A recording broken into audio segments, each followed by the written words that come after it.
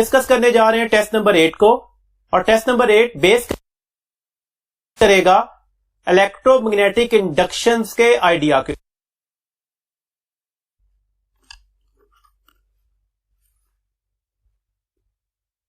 जी students, पहला question है question number 86। By which of the following way an EMF can be induced in a circuit that is present in an external magnetic field.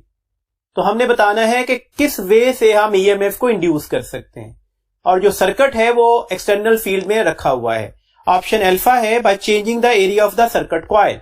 अगर आप area को change करेंगे तो obviously वहां पर flux change हो जाएगा, और फ्लक्स का चेंज ऑटोमेटिकली किस चीज को इंड्यूस करेगा, ईएमएफ को। तो डेट्स है ये वाली ऑप्शन हमारे पास करेक्ट होगी। देखिए हमारे पास फ्लक्स किसके बराबर होता है, बीए के। हमें ईएमएफ इंड्यूस लेनी है, तो इंड्यूस ईएमएफ का मतलब क्या होगा, that is the del phi by del t. मतलब हमें फ्लक्स में चेंज लाना है, तो ऑटोमेटिकली अगर मैं एरिया में चेंज कर दूं तो फ्लक्स में तो चेंज आ ही जाएगा।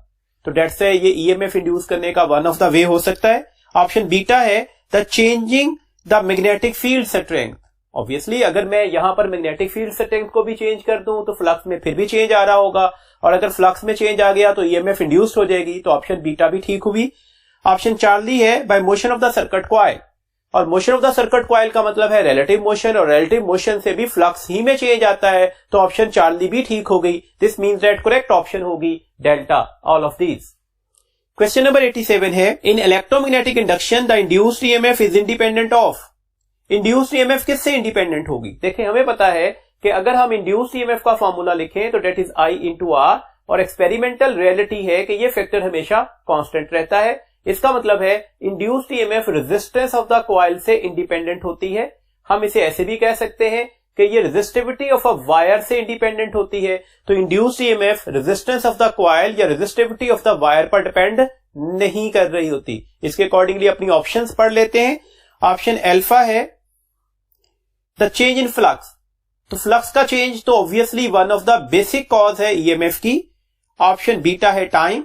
तो टाइम भी इसमें एक इंपॉर्टेंट फैक्टर होगा, बिकॉज अगर हम फॉर्मूला लिखें Faraday's law of electromagnetic induction का, तो that is the EMF is equal to the del phi by del T.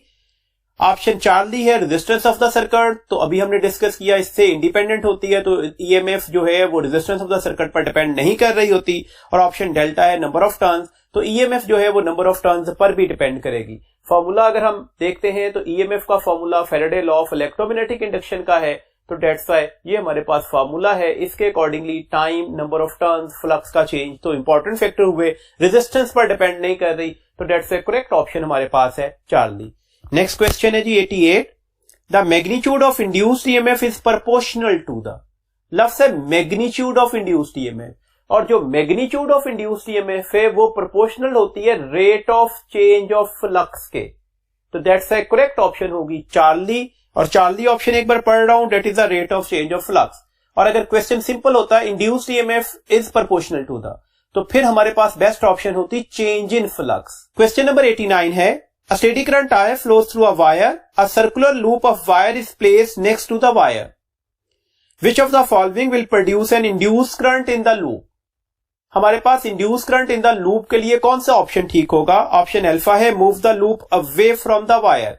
अगर मैं इस लूप को अवे फ्रॉम द वायर ले लूं तो ऑब्वियसली अगर इस वायर में करंट फ्लो कर रहा है तो इसके इर्द गिर्द एक सर्कुलर पैटर्न पर मैग्नेटिक फील्ड भी होगी। अगर इस लूप को हम अवे लेके जा रहे होंगे तो फ्लक्स में चेंज आएगा, और ये फ्लक्स का चेंज ईएमएफ को कॉज करेगा। तो ये ऑप्शन तो ठीक हो गई। ऑप्शन बीटा है by increasing the electric current in the wire. अगर इस वायर में इलेक्ट्रिक करंट बढ़ा दे तो एम्पियर्स लॉ के अकॉर्डिंगली मैग्नेटिक फील्ड भी बढ़ जाएगा, डेट से फ्लक्स का चेंज आ जाएगा। तो ये ऑप्शन भी ठीक है। ऑप्शन चार्ली है by decreasing the electric current in the wire. इसमें इलेक्ट्रिक करंट डिक्रीज कर दे तो ऑब्वियसली अभी भी मैग्नेटिक फ्लक्स चेंज कर देगा, बेशक डिक्रीजिंग होगा लेकिन चेंज कर जाएगा। तो डेट से हमारे पास करेक्ट ऑप्शन कौन सी होगी, all of these, that is the delta. Next question है 90 question the induce current in a circuit. Option alpha देखिएगा decrease the magnetic flux through the circuit. Option beta है increase the magnetic flux through the circuit. जो induce current है वो magnetic flux को increase कर सकता है, डिक्रीज कर सकता है। ऑप्शन चार्ली है may increase or decrease the magnetic flux through the circuit.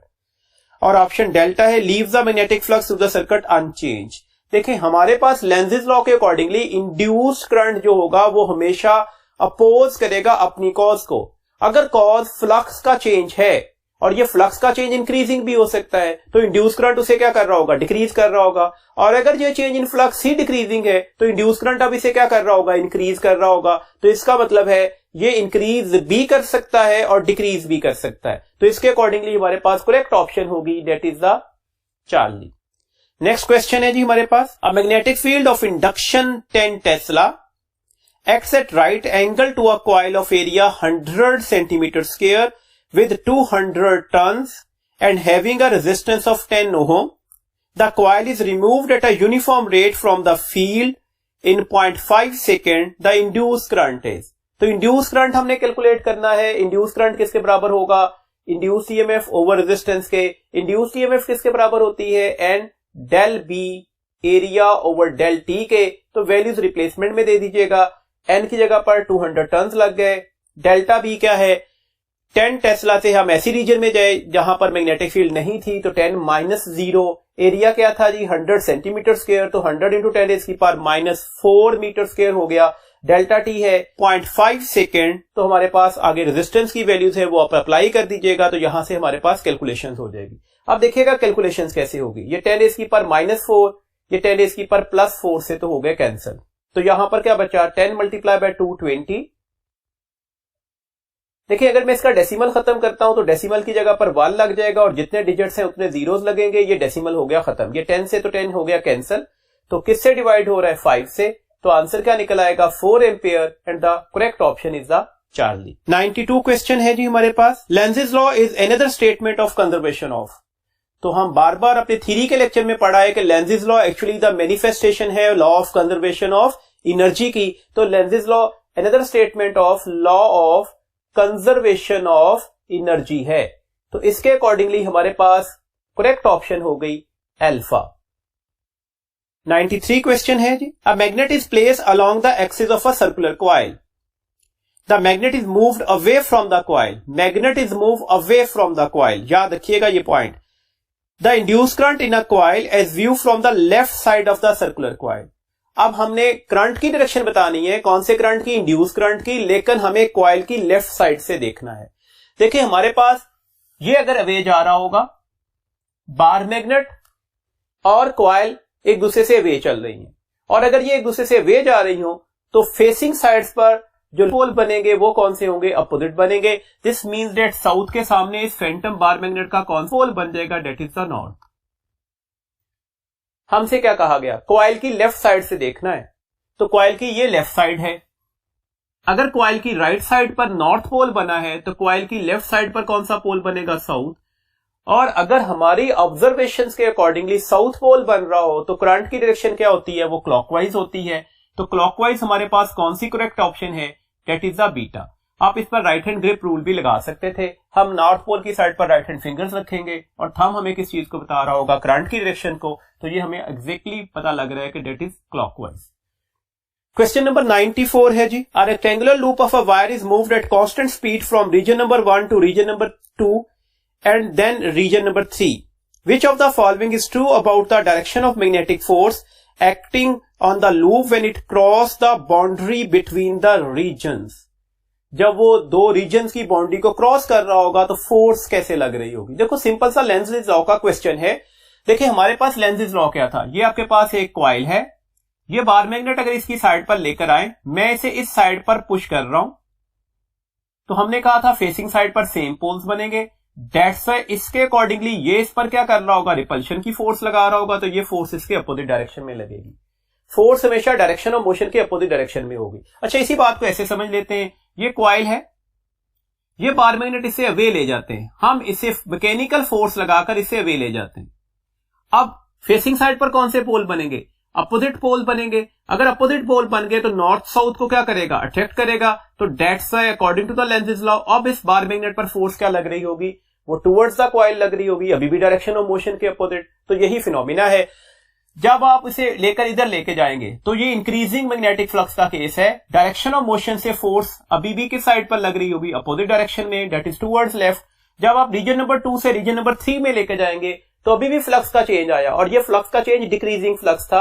अभी भी जो फोर्स लगेगी वो डायरेक्शन ऑफ मोशन से अपोजिट डायरेक्शन में लगेगी। तो दैट्स व्हाई अभी भी इस पर जो फोर्स लग रही होगी according to the Lenz's law वो किस साइड पर लग रही होगी, टुवर्ड्स द लेफ्ट। तो इसके अकॉर्डिंगली हम अपनी बेस्ट ऑप्शंस को देखते हैं। तो हमारे पास इसके अकॉर्डिंगली बेस्ट ऑप्शन बन रही है बीटा, बिकॉज हमारे पास बीटा में लिखा हुआ रीजन नंबर 1 से 2 में जाते हुए भी फोर्स लेफ्ट साइड पर है, रीजन नंबर 2 से 3 में भी जाते हुए फोर्स लेफ्ट साइड पर है, तो करेक्ट ऑप्शन है बीटा। 95 क्वेश्चन है जी।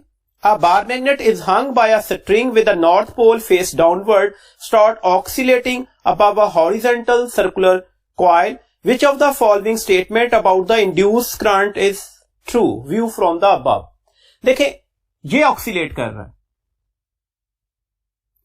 ऑक्सीलेट करने का मतलब क्या है? यहां से ऑक्सीलेट कर रहा है तो इस कॉइल से वेज आ रहा है, दोबारा इस कॉइल की साइड पर आ रहा है, फिर इससे वेज आना शुरू हो गया, फिर इसकी साइड पर आना शुरू हो गया, तो कंटिन्यूअसली मैग्नेटिक फ्लक्स चेंज कर रहा होगा। इससे वेज आते हुए फ्लक्स डिक्रीज कर रहा है, इसकी साइड पर आते हुए फ्लक्स क्या कर रहा है? इंक्रीज कर रहा है। तो करंट तो इंड्यूस रहेगा, लेकिन करंट अपनी डायरेक्शन को रिपीटेडली चेंज करता जाएगा। वजह यह है कि कभी फ्लक्स इंक्रीज कर रहा होगा, कभी फ्लक्स डिक्रीज कर रहा होगा। तो डेट्स है, इसके अकॉर्डिंगली हम अपनी ऑप्शंस को ढूंढते हैं।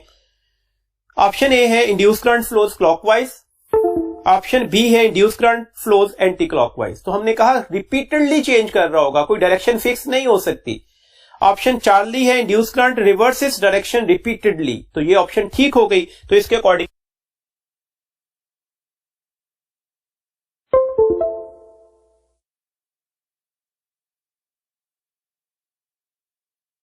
पास कौन सी ऑप्शन ठीक हो गई? चार्ली। 96 क्वेश्चन है जी। In a Faraday's law EMF is equal to the minus N del phi by del T, the negative sign indicates the, negative sign क्या इंडिकेट कर रहा है? नेगेटिव साइन डायरेक्शन को बता रहा है, और इसके अकॉर्डिंगली हमें यह चीज पता लग रही है कि जो हमारे पास इंड्यूस्ड ईएमएफ है वो अपोज कर रहा होगा चेंज इन फ्लक्स को। और ये नेगेटिव साइन को एक्सप्लेन किसने किया था? लेंज़िस लॉ ने। तो डेट्स व्हाई इस वक्त हमारे पास करेक्ट ऑप्शन है कि ईएमएफ जो है वो अपोज करेगा चेंज इन फ्लक्स को, तो ऑप्शन नंबर अल्फा करेक्ट हो गई। 97 क्वेश्चन है, out of the following what is true for transformer? Transformer के लिए क्या चीज ठीक है? कॉइल्स आर इलेक्ट्रिकली कनेक्टेड, गलत हो गया। हमने बार बार बोला ट्रांसफार्मर में कॉइल्स इलेक्ट्रिकली कनेक्टेड नहीं होती। ऑप्शन बीटा है कॉइल्स आर इलेक्ट्रिकली इंसुलेटेड, तो कॉइल्स जो है वो इलेक्ट्रिकली इंसुलेटेड ही होती हैं। ऑप्शन चार्ली है कॉइल्स आर मैग्नेटिकली इंसुलेटेड, तो कॉइल्स मैग्नेटिकली इंसुलेटेड नहीं होती, मैग्नेटिकली लिंक्ड अप होती हैं। ऑप्शन डेल्टा है coils are electrically insulated but magnetically connected. तो अब बेस्ट ऑप्शन क्या हो गई? डेल्टा। देखें, बीटा ऑप्शन सिर्फ ये बता रही थी कि कॉइल्स जो है वो इलेक्ट्रिकली इंसुलेटेड होती हैं, जबकि डेल्टा ऑप्शन में अगला पॉइंट भी बता दिया गया कि इलेक्ट्रिकली तो इंसुलेटेड है लेकिन मैग्नेटिकली लिंक्ड है। तो डेट्स ए करेक्ट ऑप्शन हमारे पास क्या हो जाएगी? डेल्टा। क्वेश्चन नंबर 98 है, what is not true for a transformer? Transformer के लिए क्या चीज ठीक नहीं है? Two coils of a copper are wound on two different cores, तो ये गलत हो गया। कॉपर्स की जो दो वायर्स हैं, one is them primary, other is the secondary, वो एक ही कोर पर वाउंड की गई होती हैं। Two coils of silver are wound on a same core, तो हम कौन सी कॉइल्स यूज कर रहे होते हैं? कॉपर कॉइल्स यूज कर रहे होते हैं, कॉपर वायर्स यूज कर रहे होते हैं ताकि मैक्सिमम पावर आउटपुट मिल सके। तो डेट से हम सिल्वर वायर यूज नहीं कर सकते, तो ये ऑप्शन भी हमारे पास गलत हो गई। Two electrically connected coils are wound on same core, electrically connected, तो इलेक्ट्रिकली कनेक्टेड वायर्स नहीं होती। तो हमारे पास इस वक्त ऑल ऑफ दीज वाली ऑप्शन ठीक है, क्योंकि अगर आप क्वेश्चन देख रहे हो तो लिखा हुआ था विच इज नॉट ट्रू, तो सारी चीजें ही ठीक नहीं है। तो करेक्ट ऑप्शन हमारे पास है डेल्टा। 99 क्वेश्चन है, for an ideal transformer what is true? Ideal transformer के लिए क्या चीज ठीक होगी? VS over VP is equal to the IP over IS।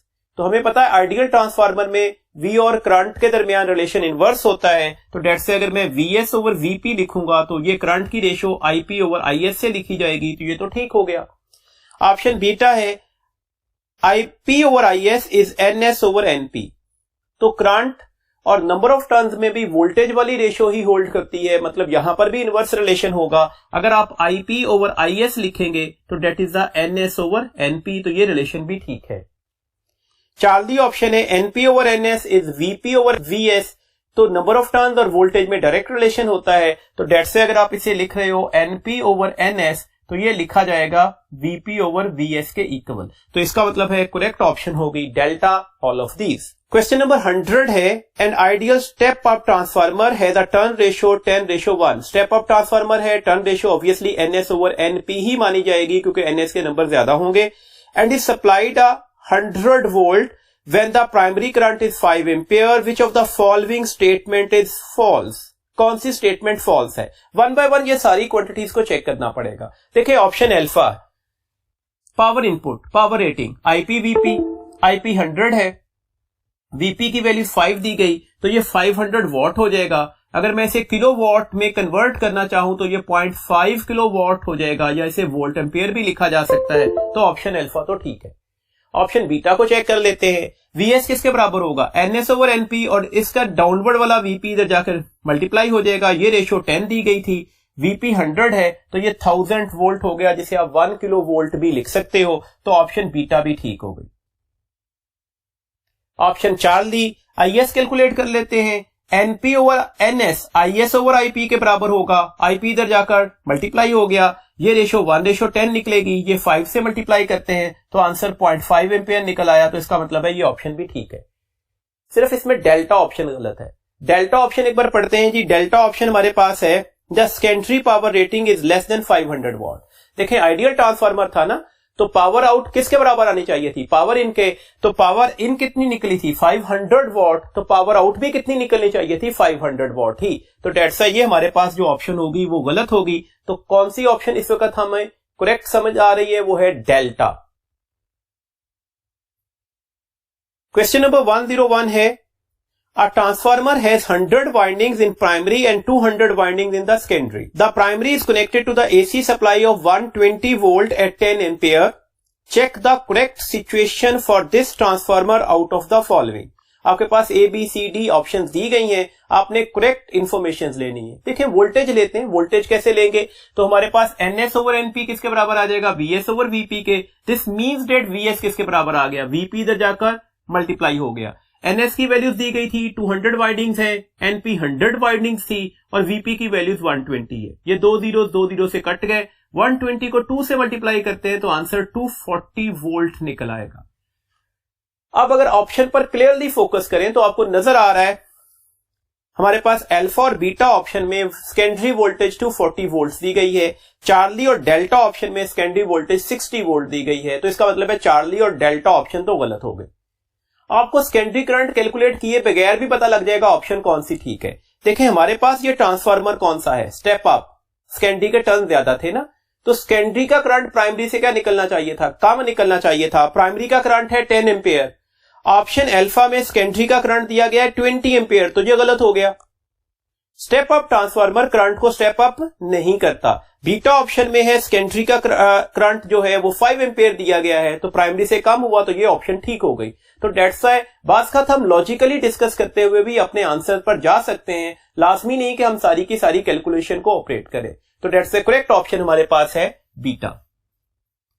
102 question है हमारे पास। A step up transformer operates on 110 volt line and supplies to the load of 5 ampere. The ratio of the number of turns of primary and secondary winding is 5:25. Primary से secondary की ratio दी गई। The primary current is, आपने primary current बताना है कितना होगा। तो कितना होगा जी primary current? IP/IS is NS/NP। तो ये IS वाला डाउनवर्ड फैक्टर इधर जाकर क्या हो गया? मल्टीप्लाई हो गया। ये 25/5 दी गई थी। IS की वैल्यू 5 है, ये 5 से 5 कट गया, तो ये आंसर जो है वो 25 एम्पियर निकल आएगा। तो करेक्ट ऑप्शन हमारे पास हो गई डेल्टा। 103 क्वेश्चन है, a transformer works on the principle of.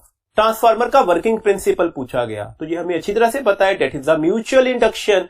तो म्यूचुअल इंडक्शन की ऑप्शन देखते हैं। Option alpha self induction, option beta mutual induction, option Charlie Lenz's law, option delta none of these. तो कौन सी ऑप्शन ठीक हो गई जी? Mutual induction. और ये जो हमारे पास ऑप्शन होगी ये ऑप्शन कहलाएगी बीटा ऑप्शन। हमारे पास 104 क्वेश्चन है जी अगला। A step up transformer has turn ratio of 25. Step up है तो NS/NP 25/1 हो गए। If the output current is 10 ampere, IS 10 ampere दिया गया, the input current is, आपने अब बताना है कि इनपुट करंट क्या होगा। तो अब आप दोबारा यही वाला फॉर्मूला यूज करेंगे। IP is NS/NP और ये डाउनवर्ड वाला IS इधर जाकर मल्टीप्लाई हो गया। ये 25:1 थी तो ये 25 लिखा। IS की वैल्यूज 10 दी गई है, तो मल्टीप्लाई कर दीजिएगा, ये 250 एम्पेयर निकलेगा। तो करेक्ट ऑप्शन हमारे पास हो गई डेल्टा। 105 क्वेश्चन है, the number of turns in the primary and secondary windings of a transformer are as shown in the following figure, what must be the voltage across the secondary. Student फौरी तौर पर figure में data given है, NS भी given है, NP भी given है, VP भी गिवन है, तो कैलकुलेशन स्टार्ट कर देते हैं by using the relation NS over NP is equal to the VS over VP. Keep in mind, बड़ा इंटरेस्टिंग क्वेश्चन है, जरा गौर से देखिएगा। प्राइमरी कॉइल के क्रॉस हमने क्या लगाया हुआ है, डीसी सोर्स, और अगर यहां पर डीसी सोर्स लगा दिया जाए तो ये स्टेडी करंट देता है। स्टेडी करंट का मतलब क्या हुआ, फ्लक्स कांस्टेंट हो गया, और अगर फ्लक्स कांस्टेंट हो गया तो इसका मतलब है फ्लक्स में चेंज नहीं आएगा। फ्लक्स में चेंज नहीं आया तो सेकेंडरी पर ईएमएफ इंड्यूस्ड भी नहीं होगी, तो दैट्स व्हाई कोई कैलकुलेशन की जरूरत नहीं है। वोल्टेज अक्रॉस द सेकेंडरी क्या निकलेगा, 0 निकलेगा। तो करेक्ट ऑप्शन हमारे पास है डेल्टा। क्वेश्चन नंबर 106 है, if the positive peak of AC is plus 2.5 V naught and its negative peak is minus 1.5 V naught, then its peak to peak value is। आप सबको पता है पीक टू पीक वैल्यूज का मतलब क्या होता है, that is the sum of the positive and the negative peak, और हम नेगेटिव पीक के नेगेटिव साइन को इग्नोर करते हैं, तो डेट से हम इसे लिखते हैं that is actually V naught plus V naught, और ये 2 V नॉट लिखा जाता है। देखिए यहां पर कितनी पॉजिटिव पीक की वैल्यूज कितनी दी गई, 2.5 V नॉट, नेगेटिव पीक की कितनी वैल्यूज दी गई, 1.5 V नॉट। आपने नेगेटिव का साइन नहीं लगाना, वो इग्नोर करना है, तो 2.5 को जब 1.5 में ऐड करेंगे तो ये 4 हो जाएगा, तो आंसर 4 V नॉट निकलेगा। तो करेक्ट ऑप्शन है बीटा। 107 क्वेश्चन है, a generator produces a voltage that is given by, voltage की वैल्यूज लिखी हुई है 220 sine of 314 time volt with time t is in seconds, the frequency and the RMS voltages are. आपने RMS voltage बतानी है और frequency बतानी है। तो जो क्वेश्चन दी गई इसे जनरल इक्वेशन से कंपेयर कर ले। V is 220 sine of 314 time, तो V is V naught sine of 2 pi ft। आपके पास ये पीक वोल्टेज निकल आई, पीक वोल्टेज निकली 220 वोल्ट। VRMS क्या होगा, 0.707 मल्टीप्लाई बाय V नॉट, तो 0.707 की जगह जब 0.7 लिख देते हैं, 0.7 से जब 220 को मल्टीप्लाई करेंगे, देखें डेसिमल के नीचे हम एक 1 लगाएंगे, जितने डिजिट्स हैं उतने जीरोस लगा जाते हैं, तो ये डेसिमल खत्म हो गया, ये 0 इससे कट गया, तो 7 2s आर 14, 7 2s आर 14 और 1 154, तो VRMS तकरीबन 154 के करीब निकलेगी। फ्रीक्वेंसी कैलकुलेट करते हैं, आप साइन फंक्शंस को कंपेयर कर लीजिएगा। 314 into time is 2 pi ft, हमारे पास टाइम से टाइम कट गया, तो फ्रीक्वेंसी 314 ओवर 2 मल्टीप्लाई बाय 3.14 आ जाएगी, बिकॉज मैंने पाई की वैल्यूज लगा दी। अब यहां पर भी अगर हम ऐसे ही करें तो ये 100 हो जाएगा, ये डेसिमल खत्म हो गया, तो डेट्स वाई 314 मल्टीप्लाई बाय 100, ये 100 ऊपर जाकर मल्टीप्लाई हो रहा है, डिवाइडेड बाय 2 इंटू 314, ये इससे कैंसिल हो गया, तो 100 बाय 2 किसके बराबर आ जाएगा, 50 हर्ट्ज के। तो फ्रीक्वेंसी कितनी बन रही है, 50 हर्ट्ज। इसके अकॉर्डिंगली अपनी ऑप्शंस को चेक कर लेते हैं जी। हमारे पास ऑप्शन नंबर अल्फा है 50 हर्ट्ज एंड 120 वोल्ट। 50 हर्ट्ज तो ठीक है, वोल्टेज 120 वोल्ट नहीं थी। ऑप्शन बीटा है 19 हर्ट्ज, यहीं से गलत हो गया। ऑप्शन चार्ली है 60 हर्ट्ज, ये भी गलत हो गया। ऑप्शन डेल्टा है 50 हर्ट्ज एंड 156 वोल्ट, तो 154 क्यों नहीं, हमने थोड़ा राउंड ऑफ किया ना, 0.707 से मल्टीप्लाई नहीं किया, तो that's this one is the best या करेक्ट ऑप्शन। तो हमारे पास करेक्ट ऑप्शन है डेल्टा। 108 क्वेश्चन है जी हमारे पास, in the diagram shown a bar magnet is moved along the common axis of a 2 single turn coils A and B in the direction of arrow, then देखें हमारे पास ये 2 coil हैं, ये A है ये B है, इसमें ये बार मैग्नेट है और ये इस एरो की डायरेक्शन में मूव कर रहा है। सिंपल इज दैट, ये इस कॉइल B के साइड पर आ रहा है और इस कॉइल A से अवे जा रहा है, तो जिसका मतलब क्या हुआ, अगर ये टुवर्ड्स B जा रहा होगा तो यहां पर फ्लक्स इंक्रीज कर रहा होगा, और अगर ये अवे फ्रॉम ए जा रहा है तो यहां पर फ्लक्स क्या कर रहा होगा, डिक्रीज कर रहा होगा। तो सिचुएशन दोनों एक दूसरे से रिवर्स है। उसके अकॉर्डिंगली अपनी ऑप्शंस देखते हैं क्या होगी। ऑप्शन अल्फा है current is induced only in A and not in B, गलत हो गया, दोनों में फ्लक्स जो था वो चेंज हो रहा था। ऑप्शन बी है induce current in A and B are in the same direction, same direction में नहीं हो सकते क्योंकि दोनों में फ्लक्स में बिहेवियर डिफरेंट है, एक में फ्लक्स इंक्रीज कर रहा था, दूसरे में फ्लक्स डिक्रीज कर रहा था। ऑप्शन चार्ली है current is induced only in B and not in A, ये भी गलत हो गया, दोनों में करंट इंड्यूस होना चाहिए। ऑप्शन डेल्टा है, induce current in A and B are in opposite direction, तो that is the correct option. तो इसके मुताबिक हमारे पास करेक्ट ऑप्शन होगी डेल्टा। 109 क्वेश्चन है, a rectangular loop of wire with dimension 0.2 meter into 0.5 meter. Rectangular loop है ना, तो उसका एरिया कैसे लेंगे, लेंथ इंटू विड्थ से। Is placed in a uniform magnetic field of magnitude 4 Tesla. The magnetic field is perpendicular to the plane of loop. What is the magnetic flux in the loop. आपने magnetic flux calculate करना है। Magnetic flux का formula होता है B A cos theta. B की value 4 tesla दी गई, area 0.2 को 0.5 से मल्टीप्लाई लेकर किया जाएगा। आपसे कहा गया magnetic field lines perpendicular to the loop हैं, तो इसका मतलब है magnetic field line normal to the loop के साथ पैरेलल हो जाएगी। दिस मींस दैट यहां पर एंगल 0 लगेगा और कॉज ऑफ 0 जो होता है वो 1 होगा। अब आप सिंपली मल्टीप्लाई कर देंगे, ये 4 हो गया, 0.2 को 0.5 से मल्टीप्लाई करते हैं तो एक्चुअली 2 को 5 से मल्टीप्लाई कर दीजिएगा, डेट इज 10। 1 और 2 दो डिजिट्स के बाद डेसिमल पॉइंट्स लग जाएगा, तो डेट्स आंसर 0.4 वेबर निकल आएगा। तो करेक्ट ऑप्शन हमारे पास है डेल्टा। 110 क्वेश्चन है जी हमारे पास, a rectangular coil of cross sectional area A is placed in a uniform magnetic field B as shown. The magnetic flux through the coil is. आपने मैग्नेटिक फ्लक्स कैलकुलेट करना है, क्या होगा। फिगर देखिएगा, हमारे पास मैग्नेटिक फ्लक्स का formula होता है that is the B A cos of theta. याद रखिएगा ये थीटा कौन सा एंगल है, that is the angle between the vector area या normal to the coil and the magnetic field. आपको क्लियरली नजर आ रहा है कि ये एंगल किसके साथ दिया गया है, ये एंगल हमारे पास जो दिया गया है वो प्लेन ऑफ द लूप के साथ दिया गया है। तो इसका मतलब हुआ, अब हम फार्मूला कैसे लिखेंगे, डेट इज द बी ए, और अगर आपको प्लेन ऑफ द लूप का एंगल लेना है तो क्या करना पड़ेगा, 90 माइनस डेट एंगल करेंगे, और अगर 90 माइनस डेट एंगल कर रहे हैं तो that's why that is can be written as cos of 90 minus alpha. कैसे लिखा जाएगा, साइन ऑफ एल्फा। तो करेक्ट ऑप्शन हमारे पास हो जाएगी B a sine of alpha. तो करेक्ट ऑप्शन है जी चार्ली। क्वेश्चन नंबर 111 है, an area element is placed in a uniform magnetic field in such a way that its plane is parallel to the B, then what is true? आप याद रखिएगा question में condition क्या दी गई, its plane is parallel to the B vector। Plane अगर B vector के parallel है तो आप याद रखिएगा नॉर्मल टू द प्लेन, जिसे वेक्टर एरिया कहा जाता है, वो B के परपेंडिकुलर हो जाएगा। तो हमें कीवर्ड पता लग गया, नॉर्मल टू द प्लेन जो है वो B के परपेंडिकुलर है। Vector area is parallel to the B, तो गलत हो गया। फ्लक्स विल बी मैक्सिमम, ये भी गलत हो गया। बोथ ए एंड बी, ये भी गलत हो गया। Vector area is perpendicular and flux is 0। अगर वेक्टर एरिया परपेंडिकुलर हो जाए ना तो फ्लक्स का फॉर्मूला क्या होगा, बी ए कॉज ऑफ 90, ये 90 डिग्री लगाया तो डेट इज 0। तो करेक्ट ऑप्शन हमारे पास है डेल्टा।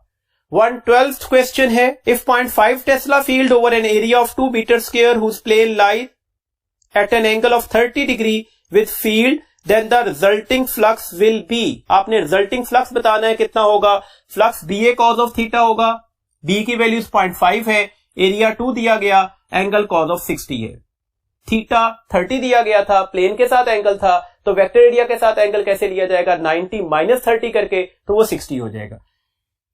ये डेसिमल खत्म करते हैं, यहां पर 5 से कट गया और ये 5 से कट गया, तो एक्चुअली आपको सिर्फ कॉज ऑफ 60 की वैल्यूज बतानी है। कॉज ऑफ 60 की वैल्यूज 1/2 होती है, आप इसे 0.5 भी लिख सकते हो, तो 0.5 वेबर करेक्ट ऑप्शन हुई चार्ली। 113 क्वेश्चन है जी, joule per ampere is the unit of.